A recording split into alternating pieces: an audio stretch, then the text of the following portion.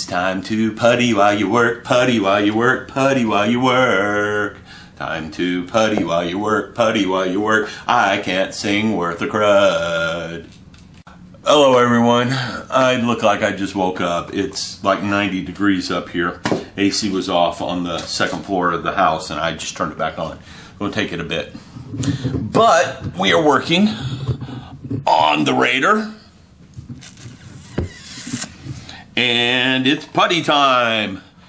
Yes, I've puttied the wings. I was looking at the main body. There's going to be some putty work on the main body as well. Primarily because you'll be able to see the main body. Yeah, you'll be able to see the seams on the main body. Actually, they look like panel lines, so I think they will stay. Yes. So I'm not worried about any of the seams on the main body. They're going to take care of themselves. You do the gluing right, it's going to be good. These are the only seams I'm going to have to deal with on the entire model. That's good news for some of you who don't really like working with seams and try to avoid them like mad. You know, that's one reason to build a car model. There's literally no seams on a car model. Well, the engine, but there's so many parts on the engine you can hide it. Anyhow, getting back to this, I'm using Bondo Glazing and Spot Putty. I have some other putties. This is the first pass. I'm going to let this cure. When it's cured, I'll sand it. Once it's sanded, then I will get out some of the other types of putty and do a second pass with them. I have some Tamiya putty that I really want to try. So we're going to get it out after this and use it as a second coat. This stuff doesn't shrink much. It cures very nicely. It's softer than the plastic. Cure time is about a half hour to an hour. Most of this is probably cured enough I can sand it now, but I'm just going to let it sit for about 30 minutes first. Once this is done, the wings are done and ready for a primer. So I can set them aside once I'm done with this putty work. Main body, I've got to do some cutting and drilling to get some fiber in through them. And that is going to be fun because, let me get the part off the main body. I did a test fit of the main body yesterday. Here's the part where the front lights have got to go. And can you see that pin right there? Yeah, the fiber is supposed to go right where that pin is. So I'm going to have to figure out how to work the fiber in there properly. We'll get to that in a little bit. That's what I'm going to do when I come back. All right, everyone, time to go clean cat litter boxes. And when you have a Thunder Paws, you've got a cat litter box to clean. Cat weighs about 17, 18 pounds, and it's not fun to clean that. So I'll be back in a little bit. Howdy, y'all. You want to know something? After a hard day of cleaning cat litter boxes, there's nothing that tastes better than a Virgil's Dr. Better. Ain't nothing. Let me pop that top. Listen to that sound. Smelling the carbonation. Take a nice deep sip.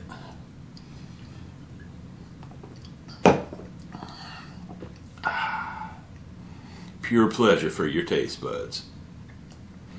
So next time you're cleaning out some cat litter boxes, just remember, afterwards, get yourself a Virgil's Dr. Better. Nothing better. Okay, how do you get rid of putty? Once you put it down on your model, what do you do to remove it? This is pretty well cured up. One of them is, the other isn't. So how am I going to get the putty off? Do I reach down in my sandpaper stash and pull out? Let me see if I can find it. This is what happens when you're not prepared for your video. It is not there. I don't know what I'm going to do. Do you pull out? There it is. Some 320 grit. Do you pull out? This doesn't even say. That's fun. You pull out some 1200 grit from Harbor Freight Tools. Or do you go for the good stuff? Some 800 grit. I'm trying to find that. Oh, there's some 600 grit. Yeah, do you pull out some 600 grit? Waterproof nonetheless. So, what's your weapon of choice? What do you use? First, I'm going to tell you, after having me a sip of Dr. Better.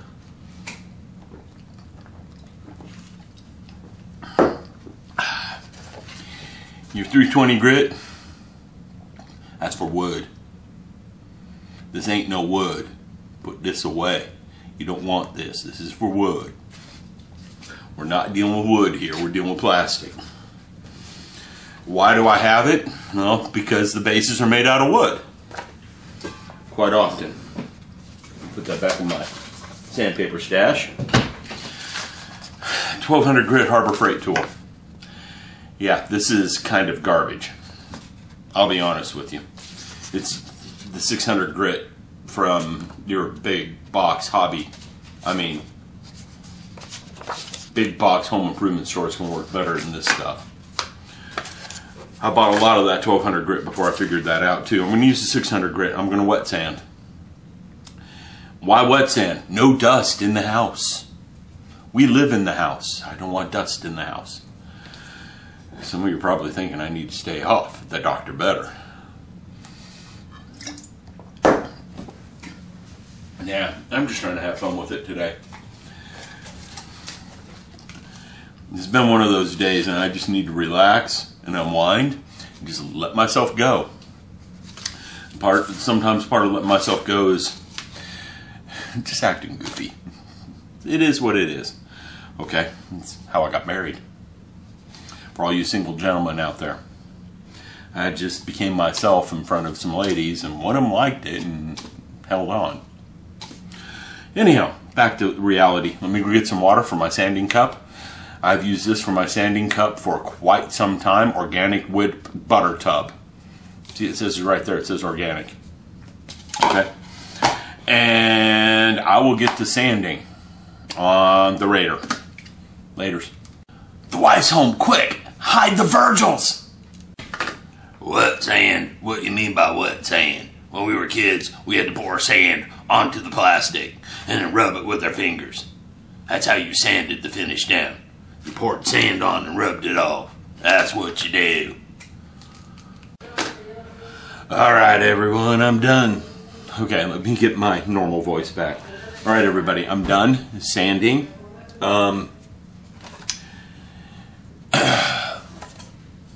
Yeah, let's drop the camera. Wait! Okay, that was not good. That was Dr. Better all over sandpaper on the floor. Dr. Better should be drank, not spilled.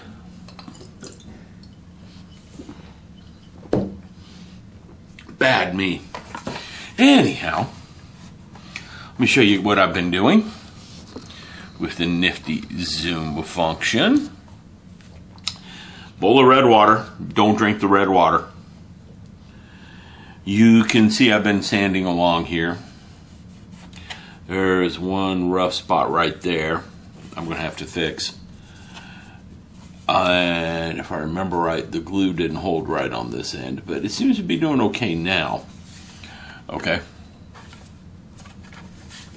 It doesn't take much to sand this red putty down. That's why it's such good stuff. It sands out very, very quickly and easily. Okay? I can see a few spots that need to be touched up here and there.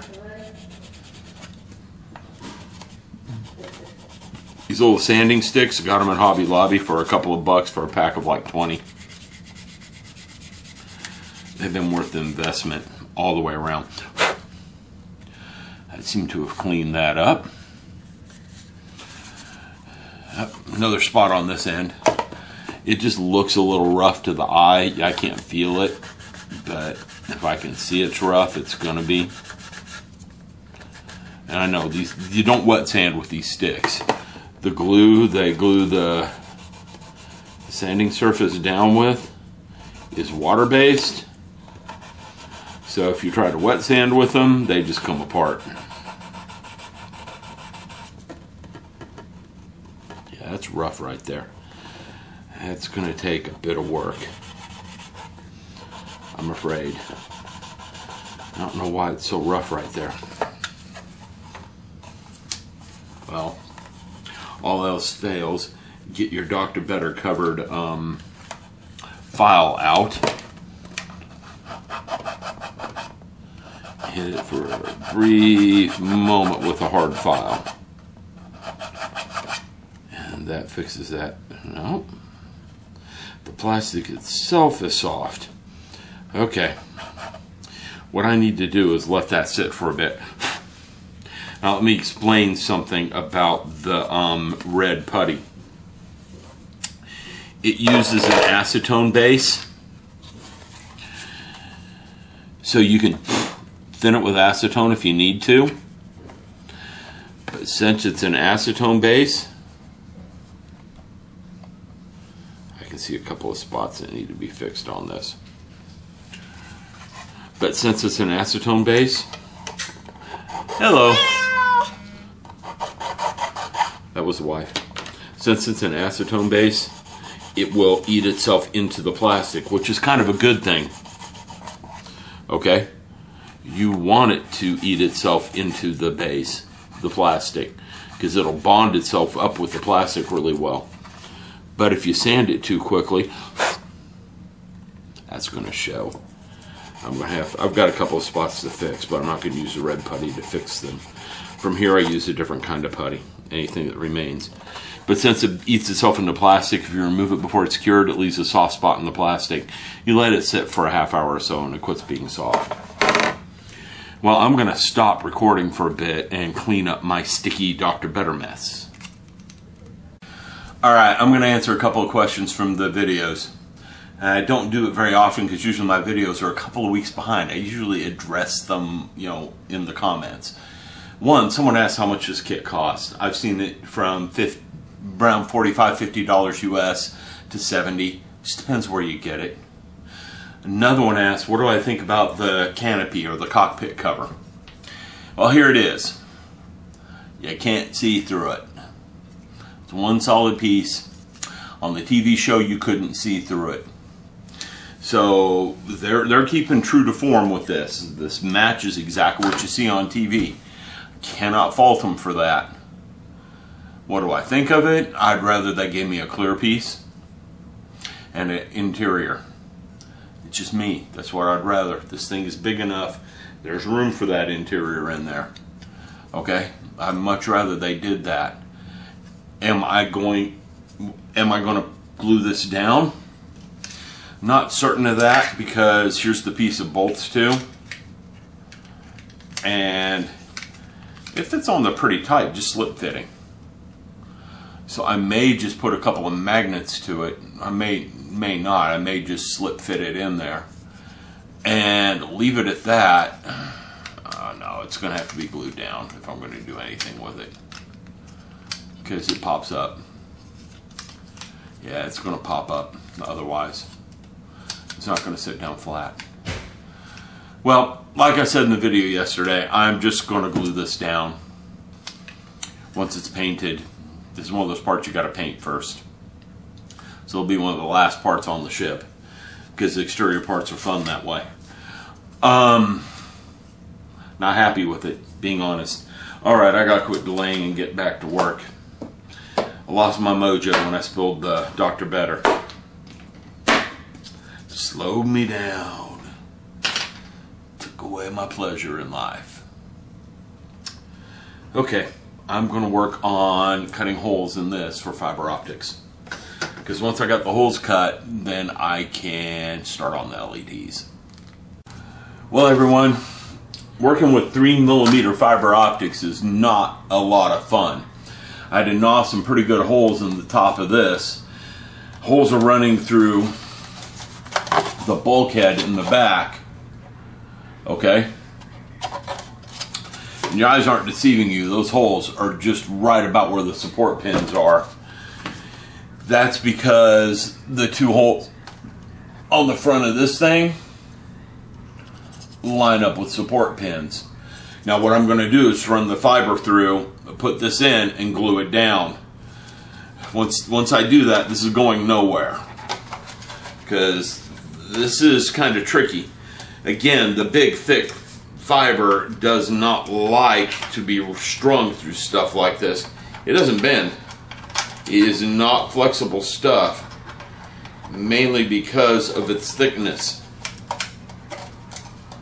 I mean, some pretty thick, heavy stuff. In fact, one of the fibers runs through one of the support pins. I might have to run it the other way. Of course it comes undone. There we go. Let's run this one through the support pin.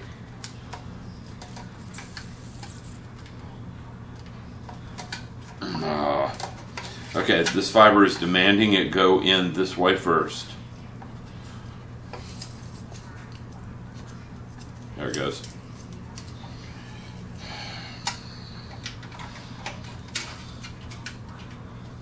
It's like a little puzzle.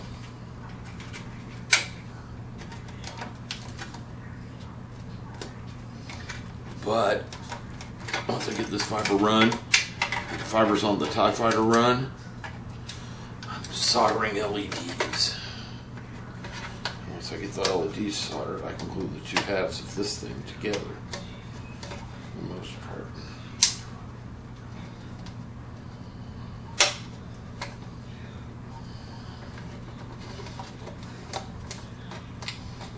Wow. Doing this on camera is also on the crazy side.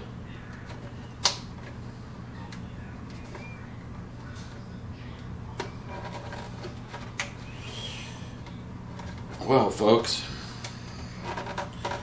we already got plenty of video for the day. It finally runs.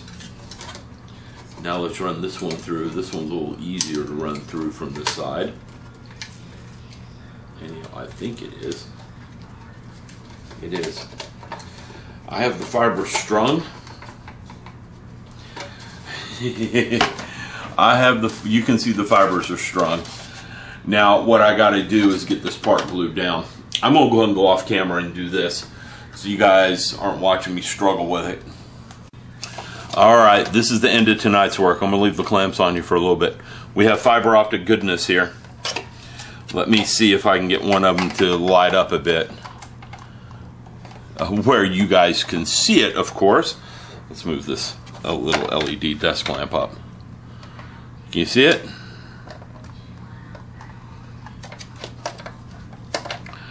Yeah, they both are there. They're both strung through there. They're not moving much. I got the part glued down on the frame too. So it's some work to get that 3mm fiber through there. But the 3mm fiber is the exact same size as the end caps were on the come to the dark side. We have bacon. Yeah, it's the exact same diameter as the end caps were. So that was some work. That's my accomplishment for the day, which means I can start wiring LEDs when I come back to this. I need to finish gluing down this part and with some more clamp action, I think. Okay? But we're good to go. I'm going to let that sit for a couple hours before I mess with it and clean up my mess in here, because I got a mess. Yes, there's drill bit dust everywhere from my handy drill. Now I'm going to tell you guys, if you start doing lighting, you need a handy drill. Hands down, you need a handy drill. It drills holes in plastic incredibly well. Okay? Far better than most tools. I do have pin vices, lots of them. Just a handy drill drills almost at the same speed as it drills slow enough that it doesn't melt the plastic and it chews into it. And it's a model kit. Alright everyone, gotta go.